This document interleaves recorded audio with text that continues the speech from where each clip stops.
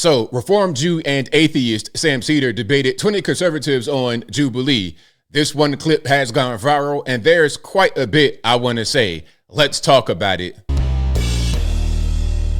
How's everybody doing? My name is Anthony Brian Logan, and today we got to talk about a very interesting video from Jubilee featuring Sam Seder, a Reformed Jew, atheist, comedian, pundit, debating 20 conservatives. Now, there were quite a few clips that I saw, a lot of interesting things I saw. Someone had called the conservatives racist and xenophobic and homophobic and all the other obes in this that exist in this world. However, there's one clip that is going viral that sparked a really good conversation, in my humble opinion. Some say that Sam Seder got destroyed. Some say the conservative guy got destroyed. I might be somewhere in the middle. I might agree with some things that they both say.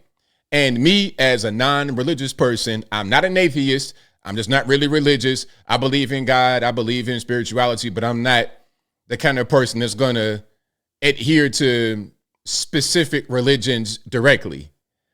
I feel like, and you know what? Can I say something right quick? Just since I'm right here, I got your attention. I feel like I follow a lot of the Christian path as a non-religious person more than a lot of Christians. That's just my humble opinion. Please don't get offended. But before I go any further and get anyone else triggered, let's get to the actual clip.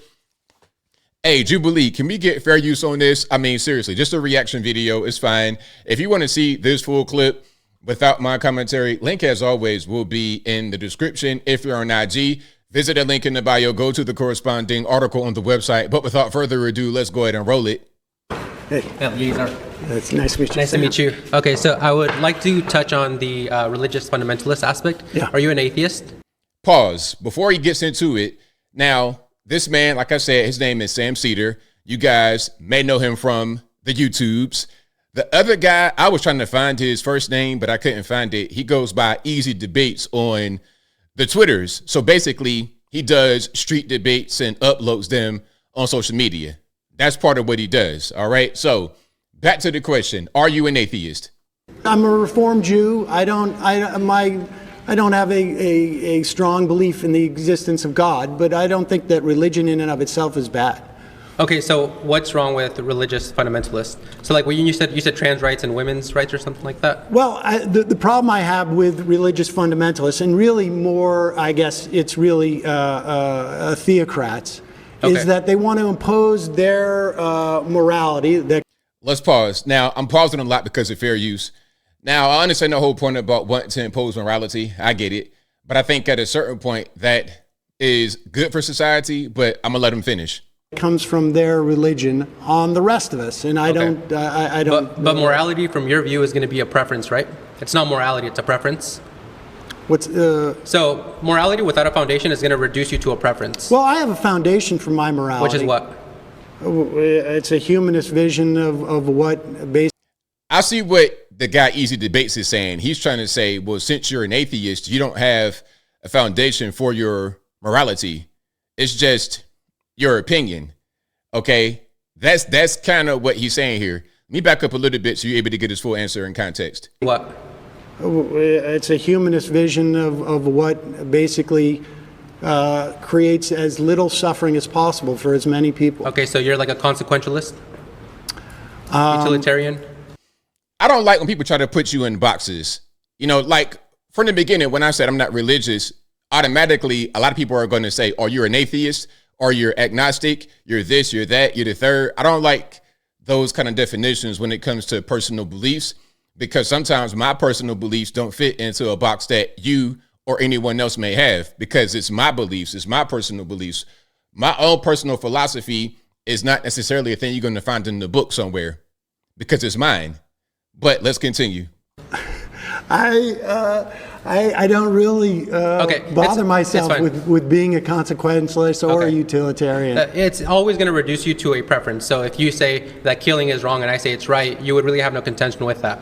Well, no, I don't base my understanding of civil society on religion. And so we have a civil society. Okay. We have laws that we have decided as a society in a democratic way. And for some people, it's okay for it to be informed by their religion. That's okay. Okay, perfect.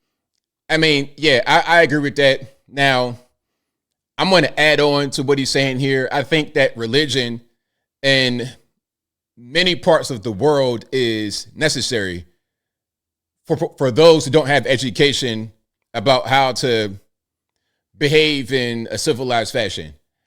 And I know that might sound crazy, like I'm trying to be racist or something like this, but seriously, religion is often needed for people to have something to latch on to have a common culture, a common understanding of what is acceptable and what is not acceptable.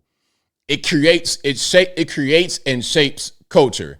So I think religion is very important for that reason. However, I don't think that every person necessarily needs religion. Although the majority of us walking and talking in the US of A and much of the Western world have religion as a background, we have the benefit of society being shaped by religion. Therefore, we're able to operate within it. Does that make any sense? Perfect. So if tomorrow society comes together and we say, hey, trans folks don't deserve rights, you would be okay with that? No, I would be against it, but I mean, it would be morally right under your not view. Morally right. No. I'm not talking about morals. Okay, here. so here's where I'm getting to, right? Religious foundations provide an ethical framework for one to live their life off. I believe you. I agree. I 100% agree with that. That is 100% fact all day long. That's what I was saying. And this is my very first time watching this. I mean, I saw a little bit of the beginning before I did this video, but this is my very first time hearing him say that. I agree with him 100%. You can have an ethical framework without religion. And if we take the leftist view to its logical tail end, to its extreme view, you have low reproductive birth rates, you have a reproductive dead end, so two men together can't reproduce unless they have to take from a healthy straight couple. Religion provides this foundation where you do prioritize the nuclear family. So do you have a problem with gay people being married? Now, let's pause on the whole gay marriage thing. Gay marriage for me is a big no-no, and we could talk about how it's sinful in the Bible, and I'm not trying to discount that. That is a thing that makes sense, but I think it kind of underlines Easy Debate's point about religion kind of underpinning society and being the basis for culture and everything that we do. Okay, that kind of kind of underlines that point. From a religious point of view, it's sinful. It says it right there in the book. Don't do that. From a non-religious point of view, gay marriage, what that did was open the door for other things.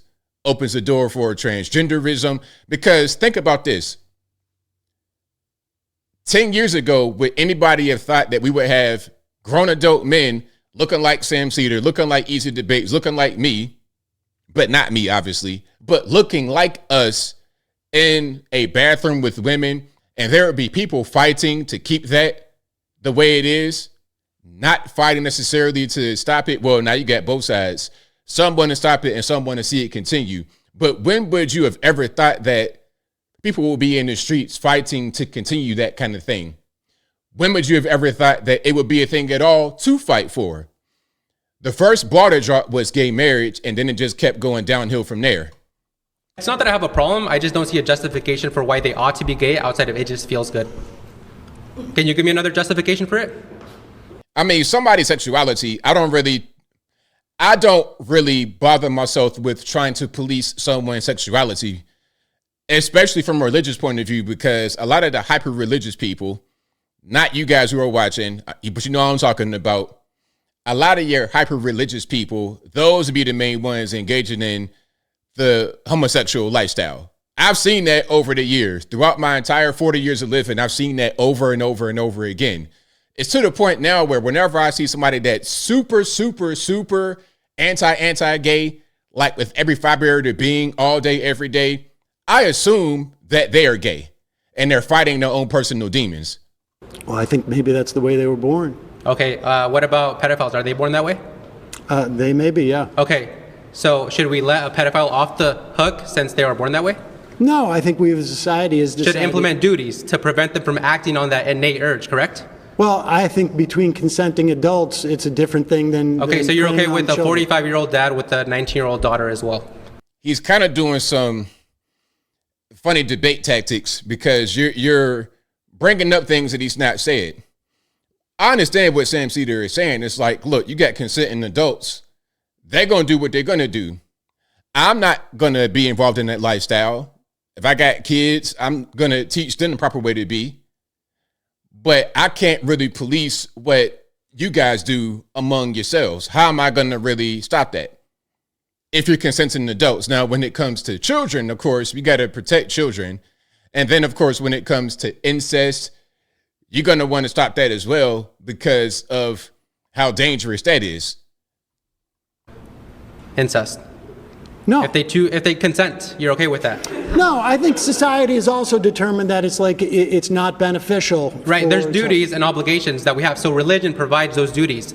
Life isn't about freedom and exercising what you want. I mean, well, you want to impose your religious doctrine on me, and I don't want that. You just admitted we need duties. We have responsibility as a society to keep us functioning, to keep us thriving. Your leftist view, the liberal view, doesn't provide anything besides it just makes me feel good. Religion does. Okay, I mean, look, I'm with you 100%. So shout out to, again, Sam Cedar and Easy Debates. This is a clip from Jubilee. All right. Now, I just want to react to that last point. What he's saying makes sense about religion being a thing that is needed in society to keep people on the same page and so they understand what's right and what's wrong. I get that. But there's also another way to do it. You can have laws, you can have rules. However, it can be difficult to enforce those laws without some type of mental conditioning. You see what I'm saying? Because look, as I close, I want to say this. You could say it's wrong to do X, Y, and Z from a legal point of view. Put a law in the book. But if it is part of your culture, it's part of your religion, you go to church every Sunday, Wednesday, whenever you go, however many times you go per week, that's going to be a thing that's taught to you from a young age. It's part of your faith. You know, it's deeper than the laws.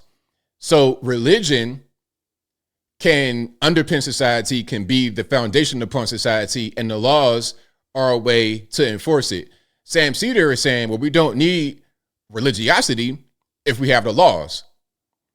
I understand both points of view, but I think the religious aspect of the argument makes a lot more sense. Now, as I close, I want to say this. Shout out to everybody that's religious, whether you're Christian, Muslim, whatever it is. Shout out to you guys. I understand everybody's religion. I respect everybody's religion. And I think that in order to have a society that functions properly, we need to be on the same page. Whether it be with religion, whether it be with just everybody respecting the laws, the culture, we got to have something that unifies us. And I think religion is ultimately the main thing that has kept cultures and societies together throughout the history of man. And I think I'll leave that right there for now. And what say you? Do you think that religion is important for society to function properly? We got to have something to kind of underpin us.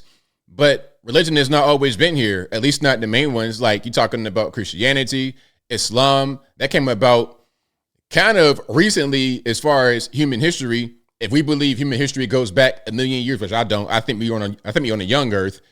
But even on a young earth, religion as we know it wasn't around. We had other things, I suppose, but not what exists today.